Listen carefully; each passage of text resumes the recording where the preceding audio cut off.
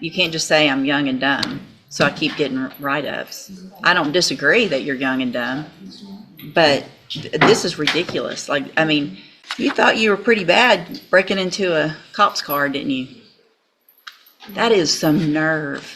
I'm not in the habit of begging, but on behalf of this community, I'm begging that you sentence this defendant to prison. The message that needs to be sent to this defendant and his circle of friends and anybody who would want to be like this defendant is that if you pick up a gun with the intent to commit violence, you're gonna pick up a 15, 20, 25-year prison sentence. To sentence you to a term of 25 years in the institutional division.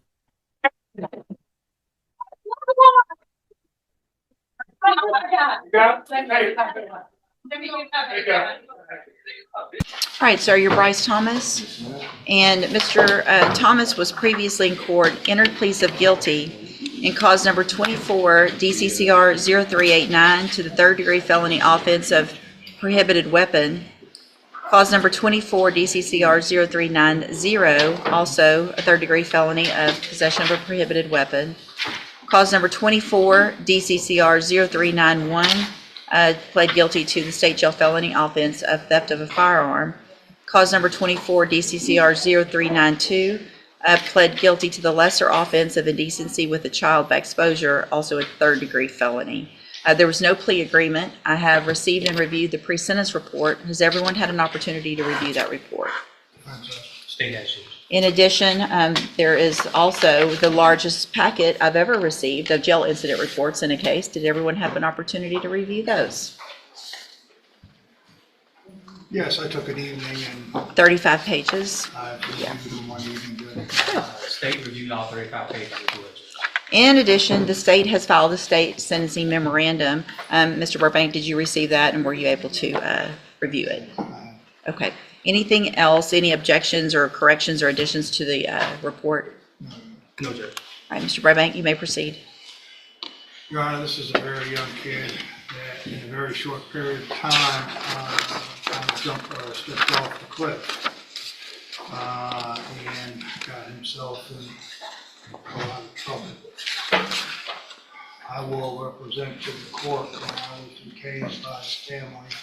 One of my issues was the recovery of the weapons because they were law enforcement weapons. I will represent to the court that almost immediately, mysteriously, weapons ended up in my office in the front hallway and were returned to the sheriff's department. And I'd like the court to take notice that those weapons are off the street and back into the department. Could you speak up a little bit, please? Oh, back into the department. We go open because I do not have a recommendation. You can place him on probation for a period of 10 years and see what he does. These are third-degree felonies that you can do. At the very end, state jail, Judge, I believe, the theft of the firearm. You could put him in a state jail for a period of time and put him on probation for the other one. I would ask that if you are going to send him to the penitentiary, that maybe in reference to the sexual offense, that you do place him on probation, so that you can have some accountability for him once he got out for a period of time. That would give the court maybe whether or not he's learned his lesson. Now, as you peruse through the 35 pages of incident reports, and I'm not trying to be funny, because I've talked at length with Mr. Thomas about those, and he'd like to address the court on those. It is what it is, and that's not behavior of whether or not he would be able to follow the court's orders if he can't follow what's going on in jail for a period of time in reference to on probation. I would ask that the court would ask Mr. Thomas. Yeah, go ahead. You have something to say? What do I have to say? I could just say it's just young, dumb, just being in jail at a young age and not really knowing. But I got write-ups. Yeah, but once you get several write-ups, I mean, the whole point of growing up is to learn from your mistakes. Yes, ma'am. So if you keep getting write-ups, then you can't just say I'm young and dumb, so I keep getting write-ups. I don't disagree that you're young and dumb, Yes, ma'am. but this is ridiculous. Like, I mean, I know our jail cannot wait for you to get out. Cannot wait. Mr. Coleman? Yes, Your Honor, I'll be brief since I put everything, I made the state's position clear in our sentencing memorandum. I'd like to briefly shift the focus from the write-ups to the underlying facts in this case, which Yeah. I believe are. Stealing out of cop cars. Stealing from patrol vehicles, at least 2 patrol units, Your Honor. Detective Matt Dixon is here if you want to hear more details of the detective. But Your Honor, I think the audacity, the boldness to steal these weapons from a police car goes to show what exactly the nature of this defendant is and what we're dealing with here. And even more than that, Judge, it appears from the underlying facts that the defendant may be implicated in a series of other car burglaries. We've got a Glock switch that converted one of those weapons into a fully automatic weapon. He was conspiring with another juvenile, a 16-year-old, to steal the weapons, which a photograph is attached to my sentencing memorandum if you've seen it. This was nothing less than an arsenal that these kids amassed, Judge. I shudder to think what could have become of these weapons if they would end up in the hands of other criminals, if they could have been used against law enforcement, Your Honor. Long gone are the days where there's a low caliber Saturday night special that these kids use, you know, in some type of a crime. They are loaded for bear with fully automatic weapons. I'd ask the court to make an example out of this defendant. He benefits from not having a criminal history to speak of, but Your Honor, this is beyond the pale. I ask you to send him, do 2 things, a split sentence in this case. Sentence him to prison for what he's done, and then following that, a consecutive probation period so that we can continue to monitor him and supervise him after he's released from prison. Thank you, Your Honor. So I wanted to make sure, Mr. Coleman, I've done this type of sentencing that you're asking for on some different cases. I think the probation period, if I sentence him to probation today, I don't know that I can make that consecutive. So I think I believe you can, Judge, and if you need to recess this proceeding, I can get you case law in pretty short order. I think you can. because when would it start? It will start after he finishes his period of incarceration. Okay. So whatever I give him, if I do prison, and then I say it's consecutive with a probation, and does it matter if it's a straight or a, I don't believe so either, Judge. But again, I'm happy to get you some case. No, I appreciate the idea. Again, we've done it sometimes. I mean,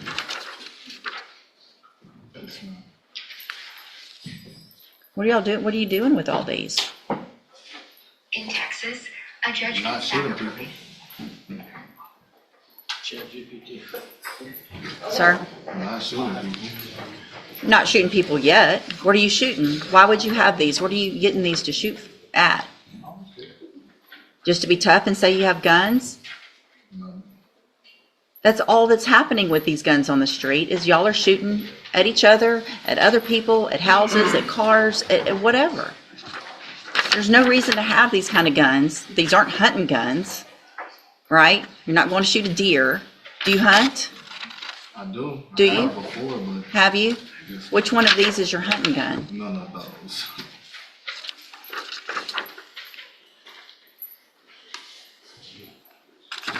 You thought you were pretty bad breaking into a cop's car, didn't you?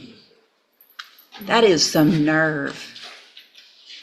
I mean, seriously, you're the second person I've had in 11 years that has had the nerve to do that.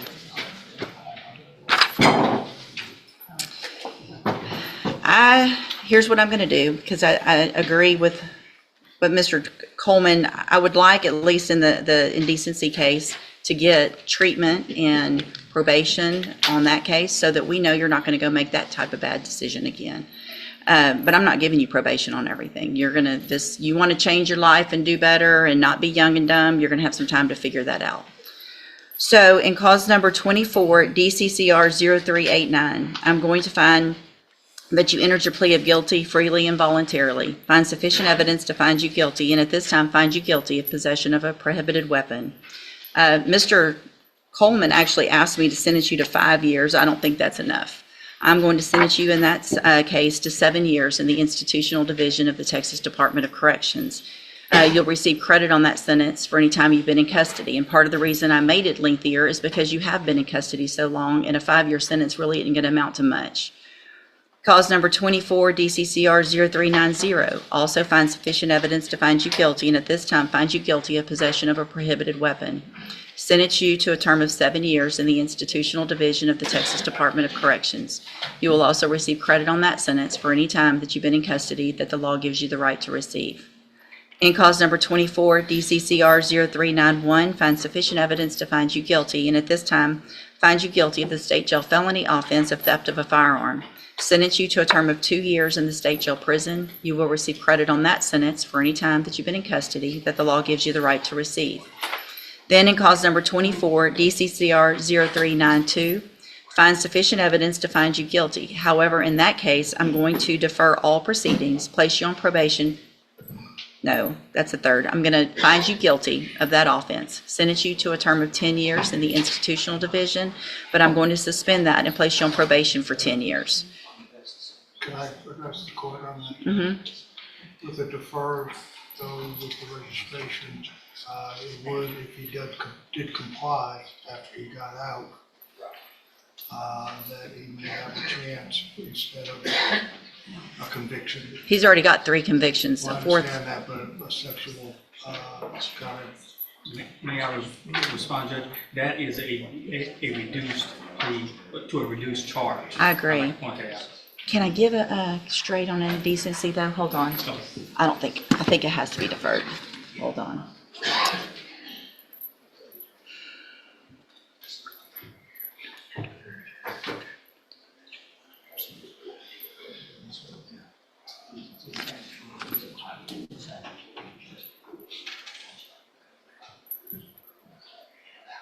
Yeah, it has to be deferred.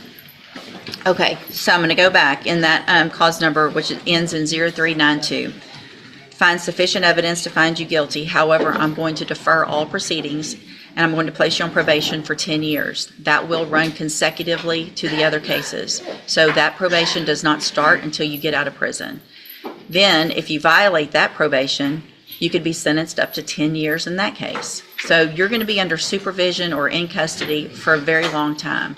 So if you really want to change your ways, you're going to have every opportunity to do that. If you don't, you're going to end up, number one, you're probably not going to make parole if you keep acting like you've been acting here. If you get to prison and you act like this, you're not going to make your parole. You're going to do that whole 7 years. That's going to be up to you. The sooner you get out and act right, the sooner you can start this other probation and get off of it, grow up, and maybe change your life. That's going to be up to you. On that deferred, I am going to order a $500 fine that you follow all of the conditions of probation. That's going to include sex offender treatment, going to whatever classes are necessary, staying clean, not getting in any trouble, all of those kinds of things. Do you understand? Mr. Coleman? Your Honor, is there a deadly weapon finding option with these weapons? I don't think so. You don't think so? Okay. Okay. Unless you can, I don't think that's, We didn't allege it. well, and they're not, possession of a prohibited in the 3G, so I don't think we can. Okay. Yeah. I'm sorry. All right, so all of these are actually wrong because y'all marked off plea bargain and there wasn't a plea bargain. So I'm going to hand you the trial court certification in all of your cases. This shows that these were not a plea agreement. It was a plea agreement, Judge, because there's a, no. Oh, because of- No, there was an unauthorized use that we agreed would be dismissed. And also the lesser offense in that, so there was consideration taken, so this was an agreement, at least for those reductions. Okay, so you have waived your right to appeal. In these cases, I'm going to hand you those certifications. I'm also handing you a written admonishment regarding your ineligibility to possess a firearm or ammunition. Because of the judgments entered against you, you're ineligible under Texas law to possess a firearm or ammunition. Possession of a firearm or ammunition could lead to charges against you. Firearm is a legal term, and you should read that written admonishment I provide you to see what devices qualify as a firearm. If you have questions about the laws that make you ineligible to possess a firearm or ammunition, or about how long that lasts, you can talk with Mr. Burbank. All right, good luck to you, sir. You can go back with the bailiff. Yeah, I appreciate it. I'm just on that different strengths where it's reasonable. Good morning. Are you Caden Yes. Fontanet? And this is 25 DCCR 1759. Mr. Fontanet was previously in court, entered a plea of guilty to the first-degree felony offense of aggravated robbery. It was an unagreed plea. I've received the pre-sentence report. Have you both had an opportunity to review that report? We have, Your Honor. The state is, Judge. Are there any additions or corrections to the report? Not from the defense. Not from the state, Judge. And Mr. Coleman, you said you have a witness or some evidence. Actually, Judge, Mr. Rojas has graciously stipulated to the admission of the surveillance video from the convenience store in question. So I Okay. don't feel I need to call my custodian record. With the court's permission, first of all, I'm offering states one. No objection. Make that states two, because this one was the plea admonishment documentation, please. I'm offering states two. No objection. States two is admitted. Permission to publish. Judge. Yes, sir. Any other evidence, or witnesses? So just brief argument if I may. Any other evidence or witnesses for Mr. Rojas? No, Your Honor, just like. Mr. Rojas, you may make argument first. Thank Go you, ahead. Judge. And obviously, after seeing that video, it makes what we're asking for harder to do. And what we're here asking for this morning, Judge, is probation.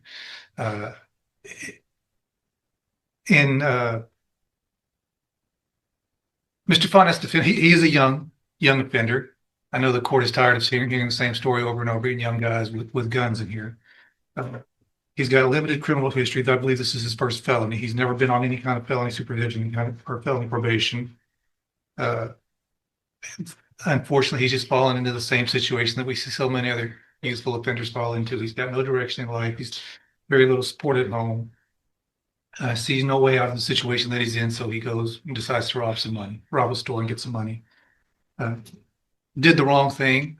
And if his story in the PSI is to be believable for what I believe is the right reason, he's trying to help his mom out at home, trying to pay some bills, keep the lights on. Certainly, there are better ways to go about doing that. And I hope that the time in jail has taught Mr. Fontanet that.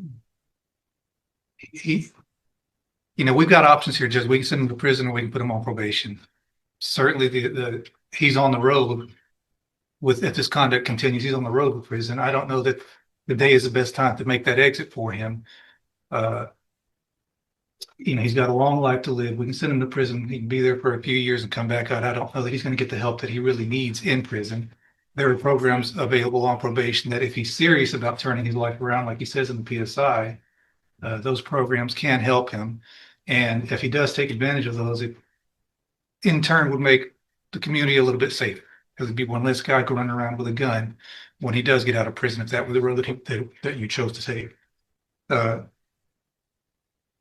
on living at home with his mom. I think he has some younger siblings there. To his benefit, before he was even arrested, he started a GED. I think on the night that this happened, he had just finished a GED class and made a dumb decision to go hang out with these guys that he should not have been hanging out with, and did this robbery. Again, Judge, you've got two options. You can send him to prison, or you can try to get him some help on probation, and hopefully he will take advantage of that. And certainly if he doesn't, we're going to know pretty quick, and you'll have another chance to send him to prison, probably for a longer time. All right, thank you. What is the status of the other two? Are there co-defendants? Have they been charged? They have been charged, Judge, and I have both of their cases, Judge. And they have not been sentenced yet or No, anything Judge. like that? No, Okay. Judge. All right, go ahead, Mr. Coleman. Yeah, I'll be brief. Whether it's the Pine Club Apartments or Rogers Park or a Speedy Mart, you've seen this, and we've seen this in this community all too often. I'm preaching to the choir, Judge. Prayer vigils and advisory committees, all of that stuff's fine, but you judge where the rubber meets the road. You are that person that can protect the community from somebody like this defendant. You are that person that can either let him walk out of this courtroom on probation with a piece of paper with conditions and promises that he won't resort to this kind of violence that you saw on that video, or you can ensure that the community is safe by putting him behind steel bars, concrete wall and razor wire fence. Judge, I'm just asking, I'm not in the habit of begging, but on behalf of this community, I'm begging that you sentence this defendant to prison. The message that needs to be sent to this defendant and his circle of friends and anybody who would want to be like this defendant is that if you pick up a gun with the intent to commit violence, you're gonna pick up a 15, 20, 25-year prison sentence, Judge. And I'm just asking that you do this on behalf of people who live at the Pine Club apartments, who just want to live in peace, people who want to go take a walk at Rogers Park and not be robbed, and somebody that wants to stop at a Speedy Mart convenience store and pick up some snacks without becoming a victim of a robbery. That's all I have, Judge. Thank you, Mr. Coleman. So,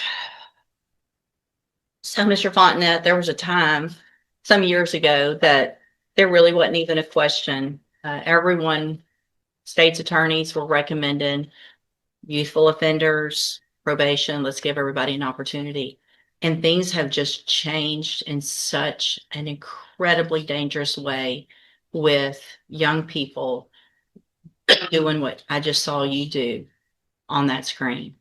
I cannot imagine the fear that that person had that was working in that store, that he now has, just trying to go to work, make a living, and go home.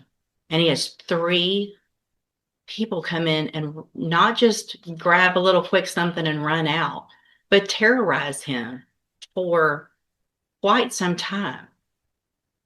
Pulling him around, yanking him around, putting guns in his face, all 3 of you. I also, in addition to the PSI, get jail incident reports. And you apparently like to fight and jump people, which is what's been happening in the jail. So it makes it very difficult for me to go, oh, this is somebody that's going to get out and behave, who can follow the rules, because you can't even follow the rules in jail. And the pre-sentence report shows that you're a high risk level, which tells me that after they've looked at everything, that you don't have, unfortunately, a good likelihood of being successful if I were to put you on probation. And Mr. Coleman's right. We're tired of it. And there's got to be something done. So in cause number 25, DCCR 1759, I'm going to find that you entered your plea of guilty freely and voluntarily. I'm going to find sufficient evidence to find you guilty. And at this time, I'm going to find you guilty of aggravated robbery. I'm going to sentence you to a term of 25 years in the institutional division. I'm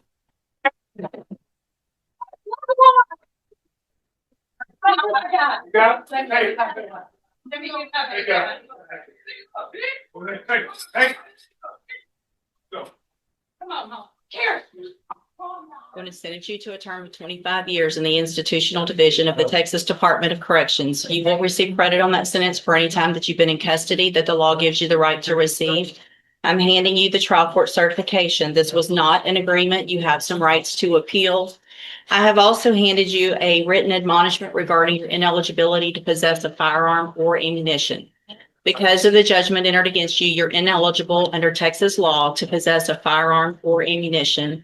Possession of a firearm or ammunition could lead to charges against you. You can talk to Mr. Rojas about any questions you have about that. I am making an affirmative finding of a deadly weapon. Mr. Fontenette, I understand that this is harsh, and I know you believe this is harsh, but I think this is necessary. I hope that you go and you make things right. You can get out of prison. You're still going to be young, and you can make your life